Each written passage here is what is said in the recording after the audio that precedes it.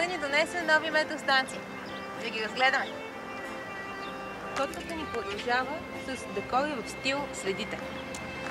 Радваме се, че общината е помислила и за феновете на мотокроса. А тук пътниците на метрото могат да се разхлаждат в летните жели. Доста удобно е, да.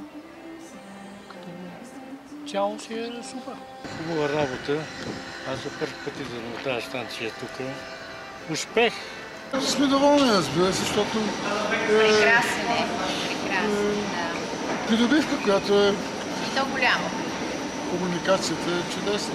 Разбира се, че съм доволен, но ми е чудесно. Стара инфраструктура. Съжалявам, че слезна. И харесва, защото няма елеватор долу. Тие възрастни хора как се качват нагоре? Пак по български. Да, харесвам много. Хубава метрото. Много е приятно. Ще го ползваме, ние до сега го ползвахме до Младост 1 метростанцията, сега ни е малко по-далече, но все пак по-добре поне без автобус до Младост 3. Защото до сега ползвахме автобус. Така че има предимства. Доволни сме много. Много е хубаво, много сме доволни. Станцията е най-хубавата, която до сега сме виждали, може би. Много ни е близко и до блока. Да, много е удобно. Изтява ни около 15 минути, докато преди ходихме чак Младост 1. И е много удобно. Да. И така.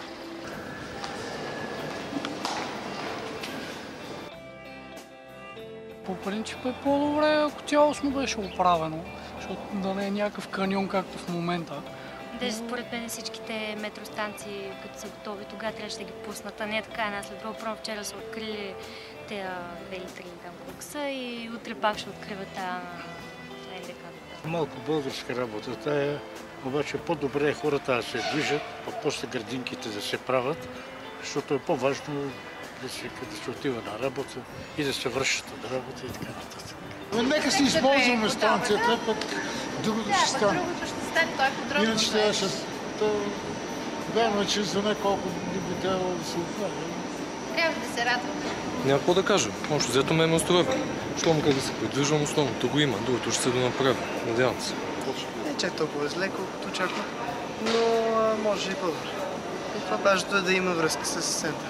Беше по-добре да се довърши.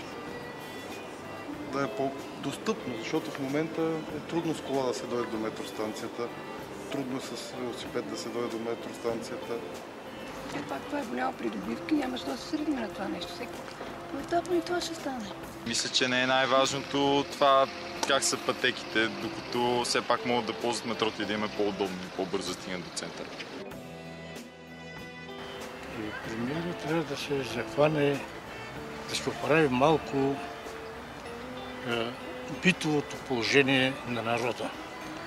Много голямо благодаря. Какво да му кажа? Благодаря за добре завършената работа. Премиера ще му каже, че е направил нещо, което е наполовината направено. Обаче отвориха тази отсечка, но чакаме другите. И това трябва да се оправи. И много му благодаря, че се грижи да се направи това нещо.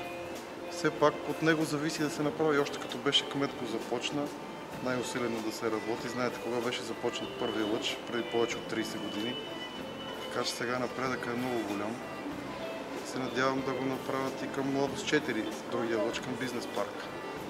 Там ще е вече много по-удобно за повече хора. Тук е малко в полето станцията, но все пак. Ключно да припомня, че Кристалина Георгиева обърна внимание, че ЖП транспорта е по-икономичен и по-щадящ природната среда.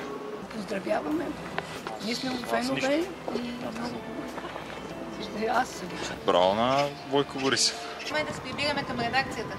А вие, дами, не си обувайте новите обувки, ако имате насам.